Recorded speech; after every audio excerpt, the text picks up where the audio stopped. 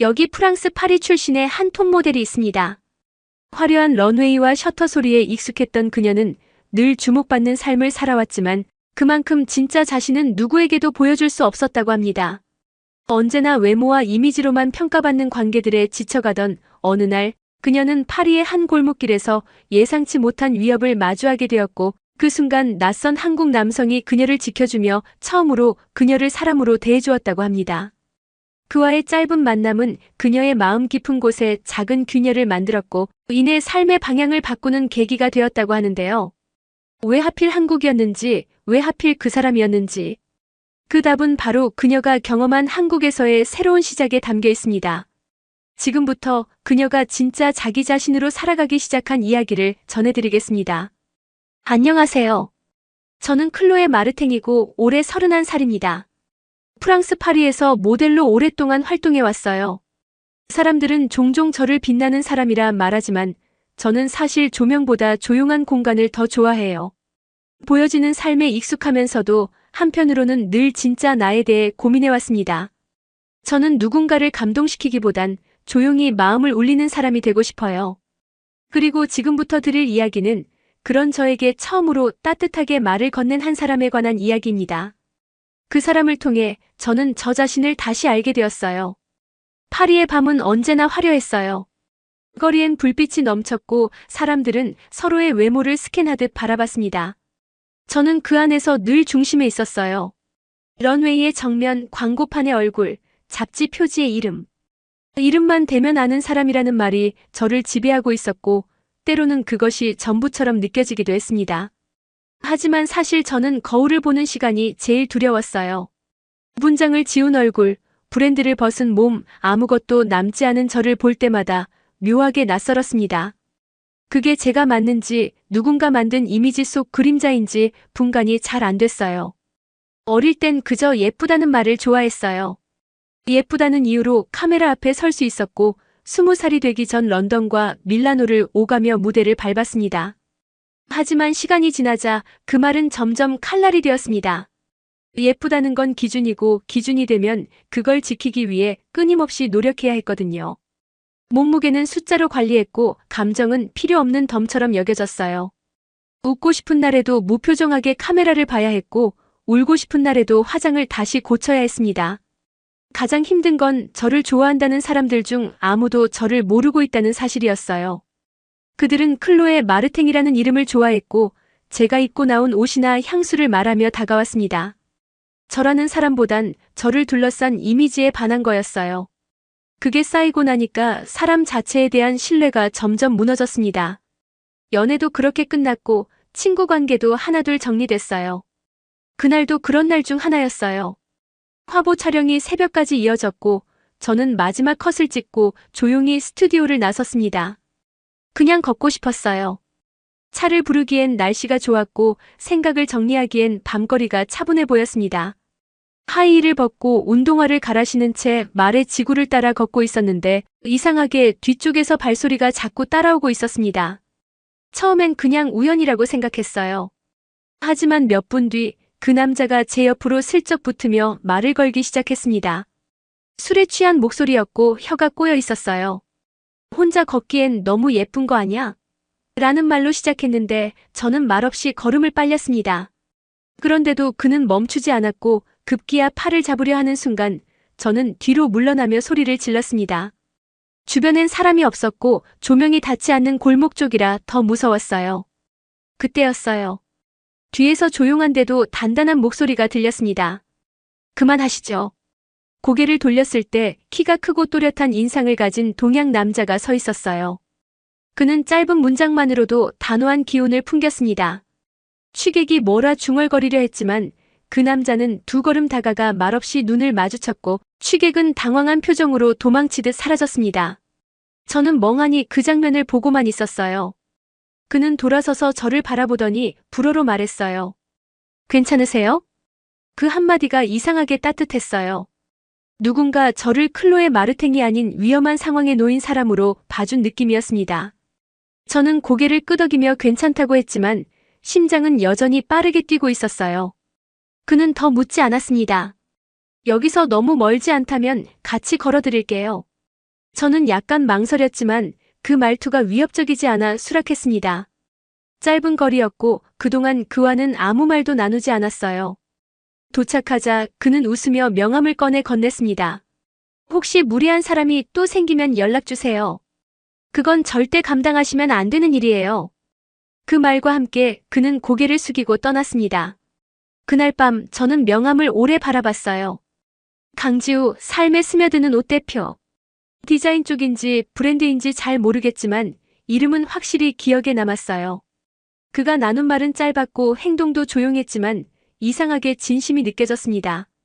그날 이후 저는 자꾸 그 얼굴이 떠올랐어요. 행사장에서 스쳐보던 수많은 남자들과는 다른 인상이었습니다. 며칠 뒤 루브르에서 열린 지속가능 패션 세미나에 초대받아 참석하게 되었어요. 그날은 그냥 예의상 참석만 하려던 자리였는데 예상치 못한 얼굴이 거기 있었습니다. 그가 무대 위에서 발표를 하고 있었어요. 버려지는 옷감과 재고로 만드는 사람 중심 의류기술에 대해 말하고 있었고 저는 그 목소리를 듣는 순간 바로 그 사람이라는 걸 알 수 있었어요. 무대 위에 그는 차분했고 발표가 끝난 후에도 현장 사람들과 담담하게 소통했어요. 저는 마음을 다잡고 그에게 다가갔어요. 그는 잠시 놀란 듯 하다가 바로 웃었습니다. 잘 지내셨죠? 그 짧은 인사가 어찌나 반가웠던지 저는 그제야 그날 밤부터 내내 머릿속에서 왜 그의 얼굴이 떠나지 않았는지 알 것 같았어요. 그는 저를 한 번도 모델로 보지 않았습니다. 그저 위험에 처한 사람, 불편한 얼굴, 그리고 무표정한 나를 그대로 받아들인 사람이었어요. 그날의 조명이 없었다면 전 그를 못 알아봤을 수도 있어요. 하지만 그가 제게 처음 건넨 말 한마디가 제 안에 남겨진 작은 균열을 만들었습니다. 무대는 찬란했지만 저는 텅 비어 있었어요. 그런 저를 처음으로 눈앞에서 그대로 바라봐준 사람. 이야기는 아마 그날 밤부터 시작된 거였을지도 모릅니다. 세미나장에서 그를 다시 본 순간 저는 이상하리만큼 마음이 조용해졌어요. 사람들 틈에 있어도 눈에 띄는 존재감이 아니라 오히려 묻혀 있을 수 있을 정도로 담백한 사람이었거든요. 그날 밤 골목길에서처럼 무대 위에서도 그는 과하지 않았고 조용하게 메시지를 전했습니다. 옷을 만들지만 옷보다 사람을 먼저 생각하고 유행보다는 오래 입을 수 있는 가치에 집중하는 방식이 인상 깊었어요. 제가 늘 몸에 걸치던 옷은 브랜드였고 이름이었고 자극이었어요. 주목받기 위해 만들어진 것들이었고 사람들의 눈을 자극하라고 입혀진 옷들이었죠. 그런데 그가 소개한 제품들은 달랐습니다.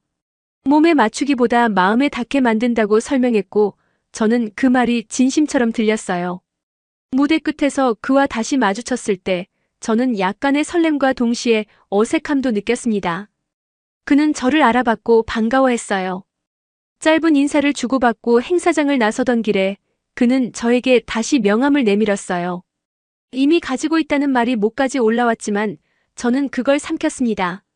그 순간 어쩌면 다시는 못 볼 수도 있다는 이상한 직감이 들었거든요. 그래서 조용히 받았고 그 역시 그저 웃으며 돌아갔습니다. 며칠 후 저는 이상하게 일상에 집중이 안 됐어요. 촬영장에서는 포즈를 취하면서도 눈이 자꾸 초점을 잃었고 대기 시간에는 휴대폰을 보면서도 아무것도 보지 않았어요. 생각해보면 그를 많이 안다고는 할 수 없었어요. 이름, 직업, 그리고 한밤중 골목에서의 짧은 행동들. 그게 전부였는데 자꾸 그가 떠올랐습니다. 그가 마지막으로 했던 말이 자꾸 귓가에 맴돌았어요. 패션은 사람을 가리는 게 아니라 감싸는 거예요. 그 말은 단순한 문장이 아니었어요. 저한테는 질문처럼 남았습니다. 나는 지금까지 무슨 옷을 입고 살아왔나? 나는 그 옷들로 감싸진 적이 있었던가? 아니, 오히려 그 옷들 때문에 숨이 막혔던 건 아닐까 싶었습니다. 그날 이후 화장을 지운 제 얼굴을 거울로 보는 시간이 많아졌어요. 예전 같았으면 회피했을 그 모습에 오래 시선을 두게 됐어요. 그가 본 건 그 얼굴이었죠. 어두운 밤 분장도 다 지운 상태에서 말도 없이 걷고 있던 저를. 그는 불편해하지 않았고 오히려 편안하게 바라봤어요. 그 눈빛이 기억났습니다. 부끄럽게도 그 눈빛이 지금껏 누구에게도 받아본 적 없는 방식이었어요. 한 번은 광고 촬영이 끝난 뒤 대기실에서 매니저가 장난처럼 묻더라고요. 요즘 왜 이렇게 멍하냐? 사랑에 빠졌냐? 저는 그 말에 피식 웃었지만 속으론 당황했어요. 설마 했지만 설마가 아니라는 생각이 들었거든요. 제가 그를 기다리는 사람이 되어가고 있다는 걸 그 순간 자각했어요. 하루는 명함을 책상에 꺼내놓고 반나절 넘게 쳐다봤어요. 단지 연락을 할 뿐인데 그렇게 쉽지 않았어요. 생각이 너무 많아졌습니다. 괜히 연락해서 부담을 주는 건 아닐까? 그날의 인연은 그냥 스쳐갔어야 했던 건 아닐까? 하지만 고민 끝에 제가 떠올린 건 단순했어요. 보고 싶다는 마음이었어요. 그날 밤 저는 짧게 메시지를 보냈어요. 안녕하세요. 클로에예요. 그날 골목에서 배웠던 잘 지내시죠? 손이 조금 떨렸어요. 너무 짧지도 길지도 않게. 그 메시지를 보내는데 하루가 걸렸지만 답장은 몇 분 만에 왔어요. 물론 기억하죠. 잘 지내고 계세요? 그 짧은 문장이 그렇게 따뜻할 줄 몰랐어요. 며칠 뒤 우리는 근처 작은 카페에서 다시 마주 앉았습니다. 그는 여전히 조용하고 단정했고 눈빛은 예전처럼 따뜻했어요. 저는 커피잔을 만지작거리면서 물었어요. 왜 그날 그 자리에 계셨어요? 그는 잠깐 웃으며 말했어요. 출근길이었어요. 새벽엔 작업실이 조용해서요. 그렇게 간단한 대답이었는데 저는 그 순간 이상하게 그 사람의 생활이 궁금해졌어요. 그는 자기 회사 이야기, 옷에 담고 싶은 가치, 그리고 디자인보다 중요한 건 사람이란 생각을 조용히 풀어놓았어요. 저는 말없이 듣기만 했습니다. 오랜만이었거든요. 누군가 말을 할 때 그걸 끊지 않고 끝까지 들어주는 시간이. 그의 말 중 가장 기억에 남은 건 이거였어요.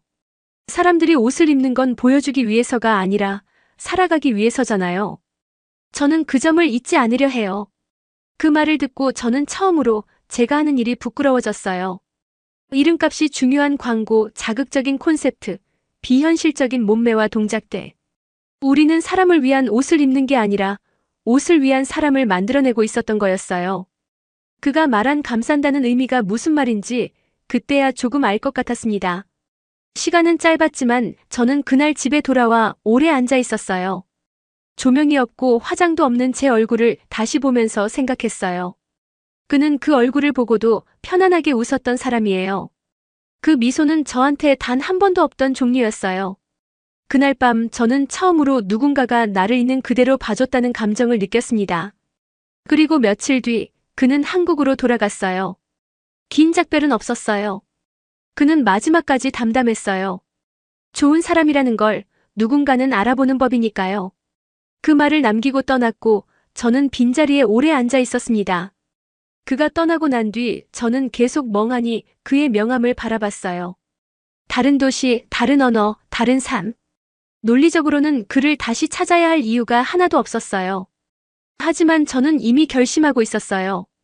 이유는 모르겠지만 마음은 분명했어요. 그 사람을 다시 보고 싶어요.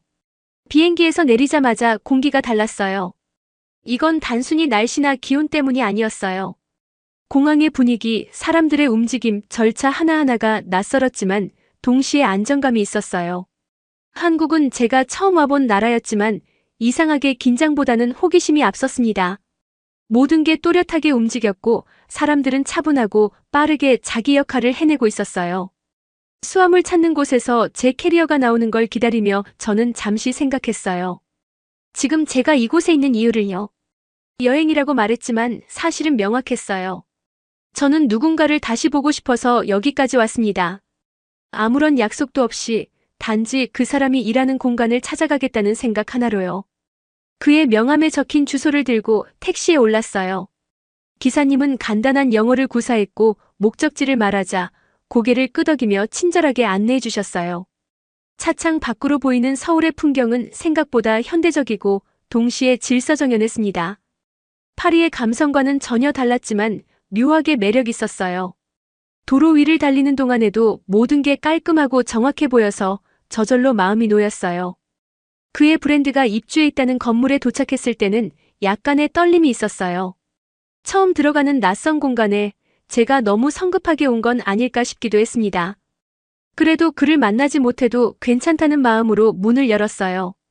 작은 벨소리와 함께 들어선 그 공간은 생각보다 조용하고 따뜻한 느낌이었어요.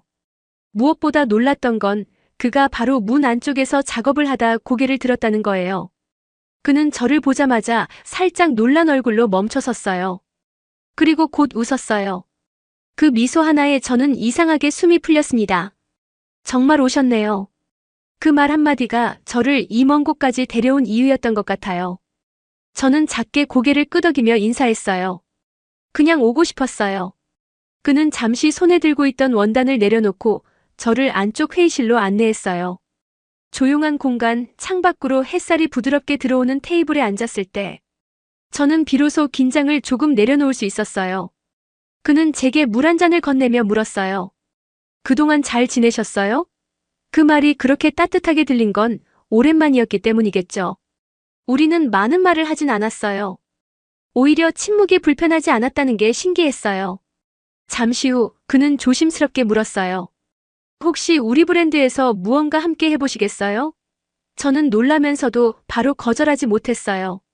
저 같은 사람이요? 제가 그렇게 묻자 그는 단호하게 말했어요. 당신 같은 사람이요. 외면이 아니라 안을 보여줄 수 있는 사람. 그 말에 저는 잠시 멍해졌어요. 모델이란 직업은 늘 외면으로 평가받고 보여지는 모습에 목숨을 걸어야 하는 일이었어요. 그런데 그가 말한 건 전혀 다른 차원이었어요. 그는 제품을 설명하면서도 늘 그 옷을 입을 사람에 대해 먼저 이야기했어요. 디자인보다 소재, 유행보다 내구성, 그리고 브랜드보다 살아있는 사람을 먼저 두는 철학이었어요. 그는 저에게 단순한 모델이 아니라 디렉터로서 브랜드의 철학을 함께 나누는 사람이 되어주길 바란다고 했어요. 그 순간 저는 놀라기보다 감사했어요. 누군가가 제게 이미지가 아니라 생각을 요청한 건 처음이었거든요. 제 외모나 경력보다 제가 살아온 감정을 필요로 하는 사람이 있다는 게 믿기지 않았어요. 며칠간 저는 서울에 머물며 그의 사무실을 오갔어요. 브랜드의 작업실, 직원들, 회의하는 방식까지 지켜봤어요. 모두가 서로의 말을 끊지 않고 듣고 작은 피드백도 존중하며 공유하더라고요. 그런 문화가 저한테는 너무 낯설었지만 동시에 따뜻하게 느껴졌습니다. 파리에서의 작업은 늘 경쟁과 비교, 그리고 시간에 쫓기는 일상이었거든요. 점심시간엔 근처 식당에서 함께 밥을 먹었는데 그 자리에서도 그는 늘 사람을 이야기했어요. 어떤 소재를 고를지보다 어떤 사람에게 맞을지를 먼저 고민했고 판매보다 지속 가능한 사용을 더 중요하게 여겼습니다. 저는 그 말 하나하나에 감동을 받았어요. 그렇게 살아가는 사람들이 있다는 걸 저는 이제서야 알게 되었어요. 가장 인상 깊었던 건 그가 들려준 하나의 일화였어요. 한 소비자가 구매한 옷에 작은 불량이 있었는데 그는 사과 편지를 직접 손글씨로 써서 보냈다고 했어요.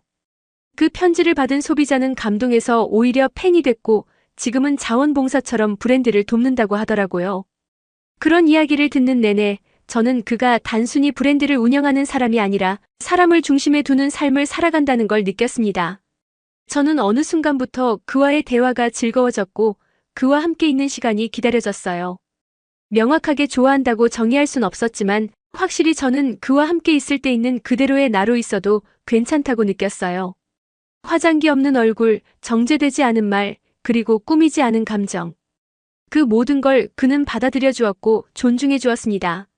어느 날 그는 조심스럽게 말했어요. 클로에 씨, 저희 사무실에서 작은 워크숍을 준비하는데 거기서 한번 이야기해 주실 수 있을까요? 프랑스에서 모델로 살았던 경험을요. 저는 처음엔 망설였어요. 제가 무언가를 말할 자격이 있을까 싶었어요. 하지만 그는 이렇게 덧붙였어요. 사람들은 성공한 사람의 이야기를 듣고 싶어 하진 않아요. 그보다 살아남은 사람의 이야기를 더 오래 기억해요. 그 말이 저를 움직였어요. 저는 워크숍에서 조심스럽게 제 이야기를 꺼냈어요. 포즈와 조명, 미디어의 시선에 가려진 제 감정, 공허함, 그리고 외로움. 그리고 한국이라는 나라에서 처음으로 사람으로서 받아들여졌다는 감정까지요. 워크숍이 끝난 뒤 몇몇 직원이 제게 다가와 말했어요. 덕분에 다시 제 일을 사랑하게 됐어요. 그날 밤 저는 오랜만에 스스로에게 말했어요. 이 나라가 나를 처음부터 사람으로 대해줬구나. 그건 단순히 언어의 차이나 문화의 문제가 아니었어요. 그들이 가진 삶의 태도, 사람을 바라보는 시선, 그리고 그 안에서 움직이는 철학. 모든 게 저를 받아주고 있었어요. 그리고 저는 처음으로 생각했어요. 한국에 조금 더 머무르고 싶다고요. 그가 있어서가 아니라 저 자신이 편안했기 때문이에요. 그리고 그 감정은 제가 살아오며 가장 낯설고도 소중한 감정이었습니다. 지우와 함께 일하게 된 뒤로 저는 일이라는 단어를 처음으로 따뜻하게 느끼게 되었어요. 그전까지의 일은 늘 쫓기는 거였고 이겨내야 할 경쟁이었으며 눈에 띄지 않으면 사라지는 자리였어요. 그런데 이곳에서의 일은 달랐습니다. 누군가의 옷장에 조용히 스며드는 옷을 만드는 과정이었고 그 옷을 통해 사람과 사람을 연결하는 일이었어요. 처음엔 작은 회의에도 긴장이 됐어요. 저는 여전히 외모로 평가받는 데 익숙했고 제 의견이 가치 있다고 느껴본 적이 없었거든요. 그런데 이 팀은 달랐습니다. 직원 하나하나가 서로의 이야기를 끝까지 들어주었고 누군가가 제안하면 그걸 어떻게 더 살릴 수 있을지를 고민했어요. 피드백이란 이름 아래 사라지던 제 감정이 이곳에선 살아있었어요. 제품 하나를 만드는데 수십 번의 수정이 들어간다는 걸 이곳에 와서 처음 알았어요. 소재를 고를 때도 단순히 트렌드나 원가를 따지는 게 아니라 그걸 입을 사람의 피부를 먼저 생각했어요. 어떤 원단은 조금 더 고가였지만 민감성 피부에 더 적합하다는 이유로 선택됐고 어떤 디자인은 판매성보다 착용자의 활동성을 우선해서 바뀌었습니다. 저는 그 과정을 지켜보며 이 브랜드가 단순한 옷을 만드는 게 아니라 사람을 감싸는 방식을 만들어가고 있다는 걸 느꼈어요. 지우는 여전히 조용했어요. 업무 중에도 크게 목소리를 높이지 않았고 직원들에게 일보다 삶을 먼저 물었어요. 그는 종종 저에게 이런 말을 했습니다. 브랜드는 결국 누가 만들었는지가 더 중요해요. 그 말이 저는 참 좋았어요. 누군가가 만든 옷이 아니라 그 사람의 태도와 가치가 담긴 결과물이라는 뜻이니까요. 함께하는 시간이 길어지면서 우리는 자연스럽게 더 가까워졌어요. 특별한 고백은 없었지만 감정은 아주 단단하게 자라고 있었어요. 하루는 퇴근길에 지우가 저에게 조심스럽게 물었어요. 클로에 씨, 여긴 당신에게 어떤 곳이에요? 저는 잠시 생각하다가 대답했어요. 처음으로 저 자신으로 살아도 되는 곳이에요. 그 말을 하고 나서야 제가 얼마나 오래 그런 감정을 기다려왔는지 알게 됐어요. 어느 날 지우가 작은 공방을 하나 보여줬어요. 브랜드에서 특별 제작 의뢰를 받는 공간이었는데 그 안엔 각국의 디자이너들이 만든 프로토타입들이 전시되어 있었어요. 그는 그 자리에서 저에게 말했어요. 다음 시즌 당신과 함께 협업하고 싶어요. 모델이 아니라 디렉터로요. 저는 놀랐지만 그 말이 어찌나 설레던지 아무 말도 하지 못했어요. 그 순간 저는 스스로도 믿기지 않을 만큼 진심으로 고개를 끄덕였어요. 협업 프로젝트가 시작되면서 저희는 더 많은 시간을 함께 보냈어요. 의견을 나누고 샘플을 입어보고 촬영 콘셉트를 기획하는 모든 순간이 재미있었어요. 그 속에서 우리는 더 가까워졌고 어느 날 그는 저에게 말했어요. 우리 함께 살아볼래요? 그 말이 청혼이었어요. 특별한 무릎꿇음도 반지도 없었지만 그의 눈은 확실히 진심이었습니다. 저는 웃으며 대답했어요. 그래요, 같이 살아봐요. 결혼을 준비하는 과정은 쉽지 않았어요. 문화도 언어도 달랐고 가족 간의 거리도 물리적으로 멀었습니다. 프랑스에 있는 제 부모님은 처음엔 많이 당황하셨어요. 딸이 갑자기 한국에서 결혼한다고 했을 때 그 마음을 이해 못하는 건 아니었어요. 특히 엄마는 제게 조심스레 물으셨어요. 진짜 괜찮은 사람이니? 저는 잠시 생각하다 대답했어요. 이 사람이 아니었으면 저는 아직도 내가 누군지 몰랐을 거예요. 지우도 비슷했어요. 그의 부모님은 저를 처음엔 조심스럽게 바라보셨지만 시간이 흐르자 표정이 누그러졌어요. 제가 직접 만든 작은 프랑스식 디저트를 가져가 식탁 위에 올렸을 때 그의 어머니는 조용히 웃으셨어요. 그게 저희가 서로를 받아들이는 시작이었어요. 언어는 달랐지만 진심은 천천히 스며들었습니다. 결혼식은 소박했어요. 화려한 드레스도 수백 명의 하객도 없었지만 제 인생에서 가장 빛나는 날이었어요.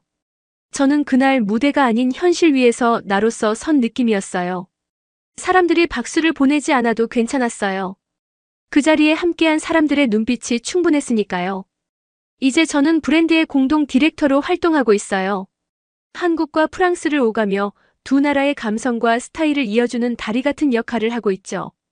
서울의 한 사무실엔 제 이름이 적힌 명패가 있고 파리의 한 아틀리에에는 한국의 원단 샘플이 놓여 있습니다. 저는 지금 무대 위에 없지만 더 밝게 빛나고 있어요. 가끔은 파리에서 활동하던 시절의 영상을 다시 보기도 해요. 젊고 화려한 모습에 제가 손을 흔들고 런웨이를 걸어요. 그때 저는 외로움을 감추느라 웃었고 무게를 견디느라 등을 폈었어요. 이제는 다르게 웃고 더 편하게 숨을 쉬어요. 누군가에게 보이기 위한 삶이 아니라 함께 살아가는 사람들과 연결되는 삶이 됐습니다. 지우는 여전히 저에게 매일 묻지 않아요. 오늘 힘들었어요? 대신 그는 언제나 제가 먼저 말할 수 있도록 기다려줍니다. 누군가가 조용히 옆에 있어준다는 것, 그게 얼마나 큰 위안이 되는지 저는 처음 알게 되었어요. 말하지 않아도 괜찮다고 굳이 정리된 언어로 내 마음을 꺼내지 않아도 된다고 느끼는 그 시간은 제게는 숨을 쉴 수 있는 공간이었어요. 하루는 일이 잘 안 풀려서 혼자 회의실에 오래 남아 있었던 날이 있었어요. 지우는 아무 말 없이 따뜻한 차 한 잔을 제 자리 옆에 두고 지나갔어요. 그건 힘들면 말해라는 말보다 훨씬 조용하고도 확실한 위로였어요. 그가 했던 행동 중에서 가장 고맙다고 느낀 순간은 제가 아무 말도 안 했는데도 제 기분을 먼저 알아챘던 날들이에요. 말보다 기다림, 조언보다 함께 있는 걸 선택해준 그 사람이 저는 참 고마웠습니다. 그 기다림이야말로 제가 가장 사랑하는 방식이에요. 서로가 서로를 몰아세우지 않는 관계, 침묵을 눈치로 해석하지 않아도 되는 사람, 그리고 그 침묵 속에서도 여전히 따뜻한 마음이 흐르고 있다는 걸 느끼게 해주는 사람. 그런 존재를 저는 평생 처음 만났어요. 말하지 않아도 괜찮다는 믿음, 그리고 그 믿음이 쌓인 시간들. 그게 저희의 사랑을 만들었어요. 기념일을 잘 챙기지 않아도 괜찮았고, 말로 감정을 증명하려 하지 않아도 괜찮았어요. 그 대신 우리는 함께 걷고, 듣고, 기다리며 서로를 더 깊이 알아갔습니다. 이제 저는 자신 있게 말할 수 있어요. 이곳에서 저는 나로 살아가고 있습니다. 무대 위가 아닌 무대 밖에서도 저는 누군가의 박수 없이도 괜찮아요. 굳이 누구의 시선을 끌지 않아도 누군가의 기준을 만족시키지 않아도 괜찮습니다. 왜냐면 저는 드디어 있는 그대로의 나를 사랑받고 있으니까요. 스포트라이트 없이도 따뜻하게 감싸주는 시선 속에서 저는 처음으로 편안함을 배웠어요. 그리고 그 시작은 단 한 사람의 진심이었어요. 아무 말 없이 손을 내밀 줄 아는 사람, 제가 울지 않아도 그 하루의 무게를 알아주는 사람. 그 사람을 통해 저는 다시 사람다운 삶으로 돌아올 수 있었습니다.